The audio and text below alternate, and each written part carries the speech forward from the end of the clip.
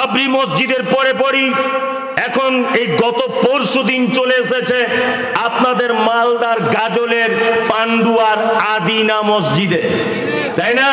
বলছে শিবের লিঙ্গ পাওয়া গেছে। সারা পশ্চিম বাংলা 1947 সালে 15ই আগস্ট এই দেশ স্বাধীনতা লাভ করেছে। স্বাধীনতার পর থেকে 2024 সাল পর্যন্ত, আজকে 24 তারিখ না 22 তারিখ, কোন মহারাজ আদিনা মসজিদের শিবের লিঙ্গ খুঁজে পেল না। পশ্চিম বাংলার কোন মহারাজরা দেখতে পেল না।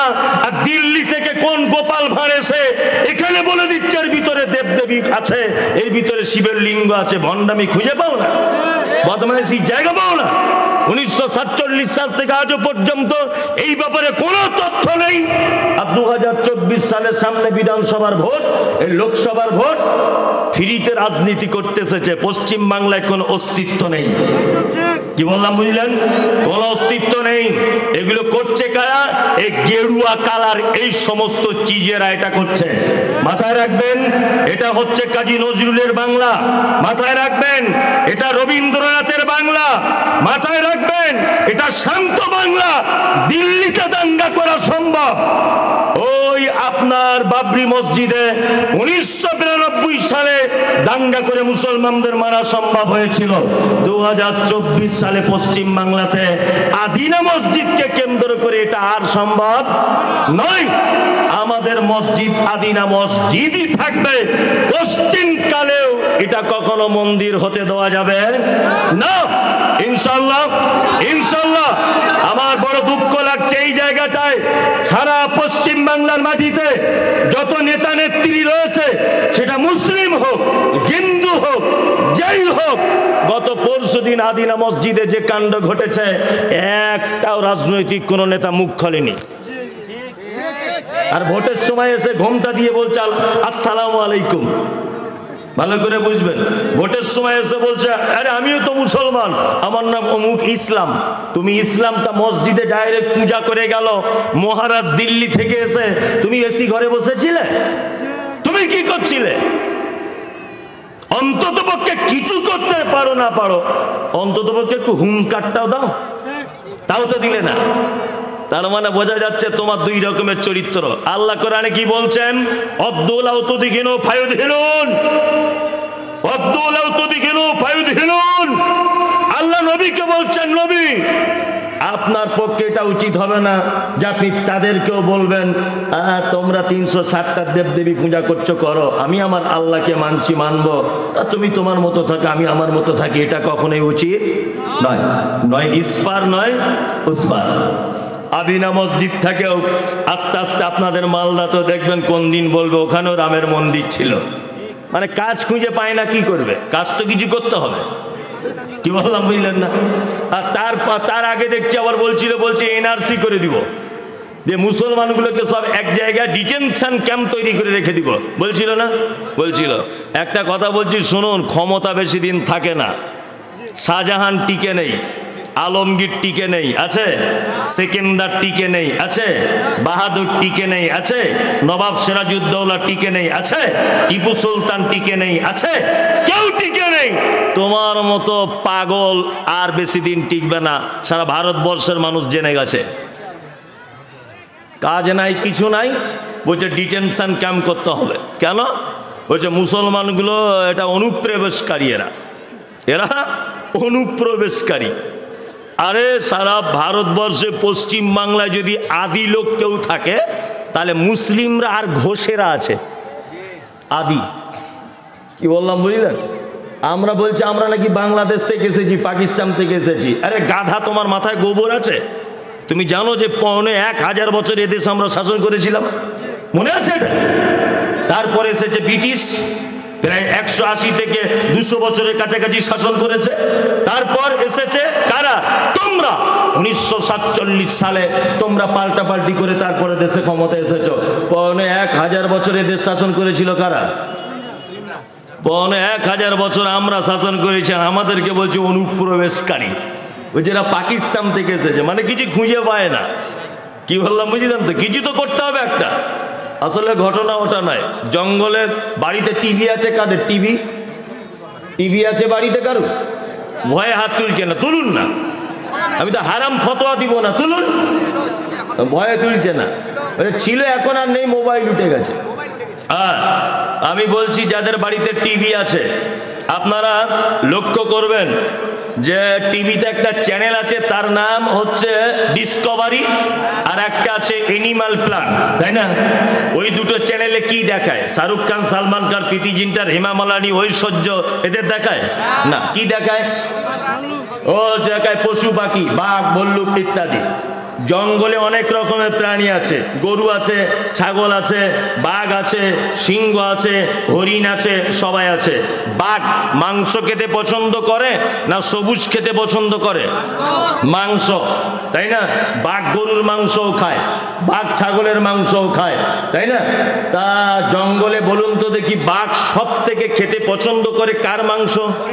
হরিণের মাংস। তার মানে বাঘও জানে যে ওর মাংস খুব টেস্টফুল, তাই না? খুব টেস্টফুল, পুষ্টিকর খাদ্যর মাংস, তাই না? গরু আছে খায় না, ছাগল আছে খায় না। তা আমাদের ভারতবর্ষের সরকারের অবস্থা ঠিক তেমন। এই দেশের মাটিতে হিন্দু, মুসলিম, ইহুদি, হাঁড়ি, চুয়ার, চামার, বাগদি, ছুতর, মেথর, খাল, বিল সবাই বসবাস করবে। কাউকে ডিটেনশন ক্যাম্পে ভরতে হবে না, এনআরসি কারো ব্যাপারে করা লাগবে না। এই ছেঁড়া কটা মুসলমান আছে এদের ব্যাপারে এনআরসি করা লাগবে। কারণ কি? তার মানে সরকার বুঝতে পেরেছে যে এদের কাছে কোনো দামি মাল আছে। কি বললাম বুঝলেন? দামি মাল কি? দামি মালের প্রমাণ হয়ে যেত এতদিন। ডাক্তার জাকির নায়েক যখন দেশে ছিলেন, ডাক্তার জাকির নায়েক মুম্বাইয়ে একটা প্রোগ্রামে মোটামুটি 20-30 জন মানুষ ইসলাম গ্রহণ করছিল। দেখতে পাচ্ছিলেন আপনারা? 20-30 জন মানুষ যারা লেকচার মারছে 2024-25-এ ভারতবর্ষটাকে হিন্দু রাষ্ট্রে পরিণত করব। এরা মানে ভয় খেয়ে গেছে যে এই লোকটাকে যদি দেশের মধ্যে রাখা হয় তাহলে মনে হয় সব দাড়ি টুপিওয়ালা মুসলমান হয়ে যাবে। ওই জন্য দেশ থেকে তাড়িয়ে দেওয়া হলো। আর মুসলমানদের কাছে দামি একটা জিনিস আছে, তার নাম পবিত্র আল কোরআন। পুষ্টিকর জিনিস আছে, ওই জন্য এদেরকে আগে দেশ ছাড়া করে দিতে হবে এনআরসি করে। কত রকমের কৌশল, কৌশল নয়, কত রকমের কৌশল। সব জায়গাতে মুসলিমদের উপরে দ্বিচারিতা। আপনারা এটা জানেন, খুব মনোযোগ দিয়ে শুনবেন। এই বক্তব্যটা আমি রেখেছি আজ থেকে 2-3 বছর আগে, তবু আজকে কথা প্রসঙ্গে এসেছে বলে কথাটা বলে দিচ্ছি। সেটা হচ্ছে এই, কিছুদিন আগে আমাদের রাজ্যর মমতা ব্যানার্জি সরকার প্রথমে যখন ক্ষমতা এসেছিলেন, উনি তখন এসে ইমাম সাহেব মসজিদের ইমামদের 2500 টাকা করে ভাতা দিয়েছিলেন, তাই না? এই ভাতাটা দেওয়ার পরে আর বাবুর সহ্য হলো না, কলকাতা হাইকোর্টে কেস করে দিল। কেসে কি হলো না, মমতা ব্যানার্জি যেটা করছে এটা অসাংবিধানিক, সংবিধান বহির্ভূত কাজ। এক শ্রেণীর মানুষকে কেন তারা ভাতা দিবে? সবাইকে ভাতা দেওয়া উচিত। এই নিয়ে কোর্টে মামলা করা হলো। কলকাতা হাইকোর্ট মামলার রায় দিল যে সত্যিই তো তাই, মমতা ব্যানার্জি যেটা করছে এটা চরম অন্যায়। কি বললাম বুঝলেন? আমি মনে মনে তখন ভাবছিলাম যে কি ব্যাপার, ভারতবর্ষের এটা তো একটা ইতিহাস যে ইমাম সাহেবদের 2500 টাকা করে ভাতা দিচ্ছে, তার উপরে আবার কেস। এর কারণটা কি? অতিরিক্ত ভালো নয় এরা যা করছে। এই গেটের লোকগুলো আপনারা বসে পড়ুন না, বসে পড়ুন, বসে পড়ুন, বসে পড়ুন, যে যেখানে আছেন বসুন, বসে পড়ুন। বসুন, বসুন, বসুন, বসে যান। বসার জায়গা না পেলে আপনি তখন পরিস্থিতি বুঝে দাঁড়ান, এমনি বসে যান আর চিল্লামিল্লি করিয়েন না, চলুন। তা যখন কলকাতা হাইকোর্ট এটা নাকচ করে দিল যে ইমাম সাহেবদেরকে ভাতা দেওয়া যাবে না, তবু আমাদের রাজ্য সরকার বলেছিলেন তোর ডাক শুনে যদি কেউ না আসে তবে একলা চলো রে, আমি একা একাই দিব ভাতা। ভাতা চলছিল। কিছুদিন আগে 2023-এ আবার কলকাতা নেতাজি ইন্ডোরে ডেকে, আবার উনি যদিও ডাকেননি, ওটা অন্য লোক ডেকেছিলেন, উনি এসে আবার 500 টাকা বাড়ালেন, নিয়ে 3000 টাকা হলো, তাই না? এই 3000 টাকা দেখে আর মাথায় কাজ করলো না। মামলার উপরে মামলা, মামলার উপরে মামলা। তা আমি ছোট থেকে একটা অভ্যাস আছে আমার পেপার পত্র পত্রিকা পড়া। তা মনে মনে ভাবছি যে মমতা ব্যানার্জি কেন বা এত পাগল হলো, ওই বা কেন শুধু মুসলমানদের ভাতা দিচ্ছে, আর বিজেপি কেন বা আবার কেস করে দিল, ঘটনা কি? তখন বই পড়তে পড়তে পড়তে আমি আবু রিদার একটা বই আমার চোখে চলে এলো। বইটা পড়তে পড়তে অবাক হয়ে গেলাম।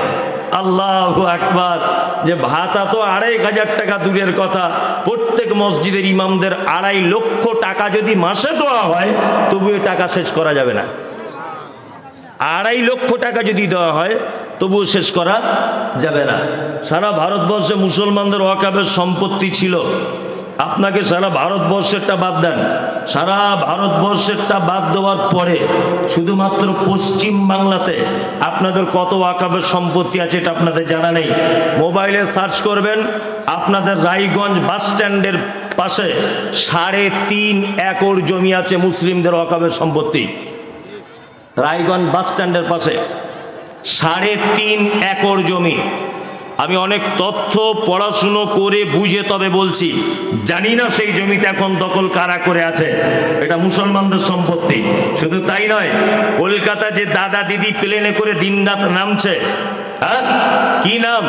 নেতাজি সুভাষচন্দ্র বিমানবন্দর, কলকাতা বিমানবন্দর, যেখানে প্লেন নামে ৪১ বিঘা জমি আছে ওয়াকাবের সম্পত্তি। ৪১ বিঘা।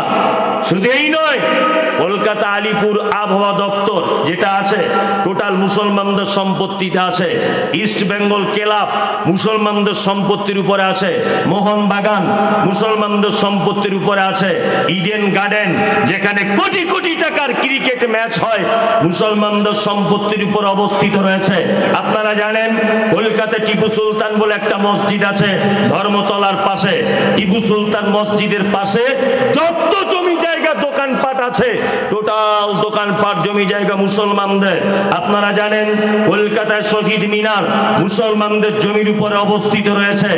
আপনাদেরকে আশ্চর্য হয়ে যাবেন বললে, যেখানে দ্বিতীয় হুগলি সেতুর পাশেই নবান্ন তৈরি করা হয়েছে মুসলমানদের ওয়াকাবের সম্পত্তি রয়েছে। কলকাতা নাখোদা মসজিদ এবং ওর চতুর্দিকে যত জমি জায়গা রয়েছে সমস্ত জমি জায়গা মুসলমানদের ওয়াকাবের সম্পত্তির উপর অবস্থিত রয়েছে। আপনাকে আরো বললে আশ্চর্য হবেন, আপনি কলকাতা আকাশবাণী যেখান থেকে খবর পাঠ করা হয় মুসলমানদের ওয়াকাবের সম্পত্তিতে অবস্থিত রয়েছে। আরো একটা কথা বলি, কলকাতাকে বলা হয় আপনার টলিউড অর্থাৎ টালিগঞ্জ, যেখানে সিনেমার নায়ক নায়িকারা বসবাস করে, যেখানে সিনেমা পাড়া বলা হয়। এই জায়গাটার আসল নাম হচ্ছে টি আলীগঞ্জ, শর্ট ফরম, ফুল ফরম হচ্ছে তাগের আলীগঞ্জ। ৫৫০ বিঘা আছে জমি মুসলমানদের। সারা পশ্চিম বাংলাতে মুসলমানদের ওয়াকাবের সম্পত্তির আয় হয় ৮,০০০ কোটি টাকা। ৮,০০০ কোটি টাকা। আর মুসলমান ইমাম সাহেবদেরকে দেয় মাত্র ২১০ কোটি টাকা। কোথায় ২১০ কোটি টাকা আর কোথায় ৮,০০০ কোটি টাকা? মানে বুঝতে পারছেন আমাদের টাকা আছে কত? বুঝতে পারছেন কত টাকা আছে পশ্চিম বাংলাতে? আরে এনআরসি করে ভারতবর্ষ থেকে তাড়িয়ে দিতে হবে। আদিনা মসজিদ দখল করে রাম মন্দির করতে হবে। বাবরি মসজিদ ভেঙে দিয়ে রামের মন্দির করতে হবে। মুসলমানগুলোকে বার করে দিতে হবে। বার করে দেওয়ার আগে একবার লেজ তুলে মুসলমানদের ইতিহাসটা জানার চেষ্টা করো। তারপর এটা কয় এই দেশ ভারতবর্ষ কারোর বাপের সম্পত্তি নয়, কারোর বাপের সম্পত্তি নয়। তুমি জানো মুসলমানদের অবদান কত আছে সারা ভারতবর্ষে? ১৯৪৭ সালের আগে ১০০০ বছর যখন আমরা এই দেশে শাসন করেছি, শাসন করার পরে ব্রিটিশ ক্ষমতায় এসেছে ১৮০ থেকে ৯০ বছর, ২০০ বছরের কাছাকাছি ব্রিটিশরা এই দেশ শাসন করেছে। ব্রিটিশদের শাসন ছিল কেমন? গরিব নীল চাষিদের উপরে অতিরিক্ত কর আদায় করা, মুসলমান তার নামের আগে মোহাম্মদ দিলে তার কাছ থেকে জোর করে কর আদায় করা, মুসলমান দাড়ি রাখলে তার ব্যাপারে কর আদায় করা। যখন সারা ভারতবর্ষে ইংরেজ বিরোধী আন্দোলন যখন শুরু হয়ে গেল, ইংরেজদেরকে দেশ থেকে তাড়িয়ে দিতে হবে, এই আন্দোলন যখন শুরু হলো, ব্রিটিশদেরকে দেশ থেকে তাড়াবার জন্য ইতিহাস বলছে সর্বপ্রথম যারা পদক্ষেপ গ্রহণ করেছিল তারা হচ্ছে এক শ্রেণীর আলেম। ইতিহাস বলছে এটা। মাওলানা ইসমাইল অমৃতসরী, মাওলানা সানাউল্লাহ, আসফাকুল্লাহ খান, বাদল বিনয় দিনাস, প্রফুল্ল, এদের নাম ইতিহাসের পাতাতে লেখা হয়েছে। ভারত স্বাধীনতায় এদের অবদান, কিন্তু মুসলমানদের নামগুলোকে বাদ দিয়ে দিয়েছে। এটা একটা চালাকি, চালাকি নয়, চালাকি। ব্রিটিশরা গোয়েন্দা পাঠিয়েছে। দেখো তো ভারত থেকে আমাদের তাড়াবার জন্যে কারা সব থেকে বেশি আগে বাড়ছে। গোয়েন্দারা রাতের অন্ধকারে চলে এলো, তারা রিপোর্ট পেশ করলো ব্রিটিশ সৈন্যদের কাছে, সেনাদের কাছে, যারা দায়িত্বে আছে তাদের কাছে, যে আপনাদের ভারতবর্ষ থেকে বার করে দেওয়ার সব থেকে বেশি যারা আন্দোলন করছে তারা হচ্ছে আলেম। ইতিহাস আজও পর্যন্ত সাক্ষী। 1947 সালে 13 আগস্ট রাত্রি 12টার সময়তে দিল্লির চাঁদিনী চক থেকে দিল্লির খায়বার পর্যন্ত ব্রিটিশ তাদের সেনা ঢুকিয়ে দিয়ে এক রাত্রিতে 40,000 আলেমদেরকে মেরে গাছের ডালে টাঙিয়ে দেওয়া হয়েছিল। ভারত স্বাধীনতার প্রথম অবদান 40,000 আলেমের। দেশ ছেড়ে চলে যেতে হবে আর আদিনা মসজিদ ভেঙে মন্দির করতে হবে কেন? সারা ভারতবর্ষে আমরা কি দিতে পারিনি? এমন একটা জায়গা নেই যেখানে মুসলমানদের অবদান নেই। কোন জায়গাতে তুমি দেখাবে? তাজমহল কার? কার? মুসলমানের। ওই আপনার দিল্লির জামে মসজিদ কার? মুসলমানের। কুতুব মিনার কার? মুসলমানের। হাজারদুয়ারি কার? মুসলমানের। সারা ভারতবর্ষের যত ঐতিহ্যবাহী জিনিস, সমস্ত ঐতিহ্যবাহী জিনিস তো আমাদের, আমাদের নয়। আমরা কি দিতে পারিনি? ভালো নায়ক খুঁজছিলে, আমরা সালমান খানকে দিয়েছি, শাহরুখ খানকে পর্যন্ত দিয়েছি। তোমরা টেনিস খেলবে আমাদের সাথে, সানিয়া মির্জাকে পাঠিয়েছে ওখানে। ক্রিকেট প্লেয়ার দেখবে, মোহাম্মদ কাইফকে দিয়েছিলাম, আমরা দিয়েছিলাম আরো অন্যান্য প্লেয়ারকে, জাকির খানকে দিয়েছিলাম ক্রিকেট খেলতে ইন্টারন্যাশনালে। কোন জায়গাতে আমরা পিছিয়ে আছি সেটা তুমি বলো। কবি দরকার, এমন একজন কবি দিয়েছিলাম, তার নাম কাজী নজরুল ইসলাম। তার একটা শব্দ ডিকশনারিতে খুঁজতে তোমার বাপের 14 পুরুষের দাঁত ভেঙে যাবে। কাজী নজরুলকে দিয়েছি কবিতা হিসাবে। আর কাকে চাই? গায়ক হিসাবে দেখতে চাও? মোহাম্মদ রফিকের বিকল্প কোন গায়ক আজও মায়ের বেটা জন্ম হয়নি। মোহাম্মদ আজিজের মতো গায়ক আজও পর্যন্ত কোনো বাপের বেটার জন্ম হয়নি। মোহাম্মদ সাবিরের মতো গায়ক আজও পর্যন্ত জন্ম হয়নি। সারা ভারতবর্ষ আমরা কোন জায়গাতে পিছিয়ে আছি বলো, তবেই তো দেশটা ছাড়বো। হ্যাঁ, কোন জায়গা আমাদের নেই বলো? তবে এবার আপনাদেরকে বলছি, এই যত রকমের মসজিদ ভেঙে মন্দির, যত রকমের বিপদ, একটি মাত্র কারণ, দুটি কারণ। কটি কারণ? দুটি।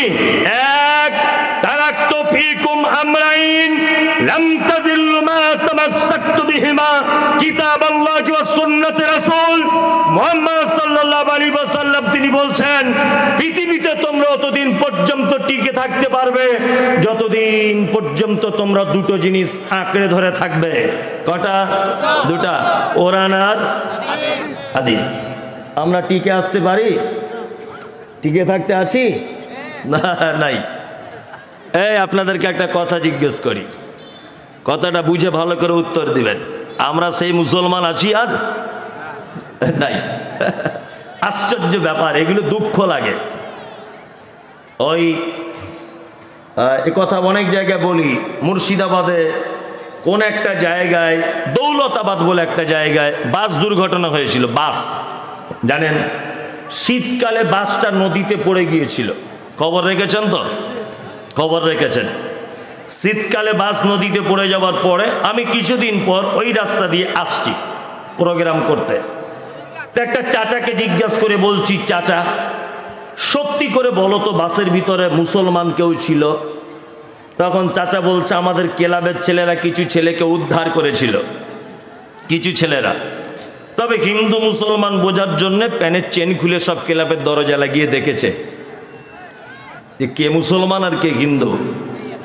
তা বর্তমানে মুসলমানরা মার খাবে না? হ্যাঁ খাবে, ঠিক করছে। মার তো এমনি খেতে হবে। তুমি আর মুসলমান আছো? তোমাকে এখন চিনতে গেলে চেন খুলে দেখতে হবে যে তুমি মুসলমান আছো কি না, তাই না? জি। একটা কথা বলি, আমি একটা বাড়িতে কুকুর পুষেছি, কুকুর, প্রতিদিন তাকে বিরিয়ানি খাওয়াই। এখন এই কুকুরটা যদি ভুল করে কোনোদিন আপনার বাড়িতে যদি ঢুকে যায়, আচ্ছা বলুন তো, আপনি বিরিয়ানি দেবেন না ঝাঁটার বাড়ি চালাবেন? ঝাঁটার বাড়ি, তাই না? তার মানে বোঝা যাচ্ছে ঘর ভুল করলে মায়ের কি খেতে হয়, দরজা ভুল করলে মায়ের খেতে হয়।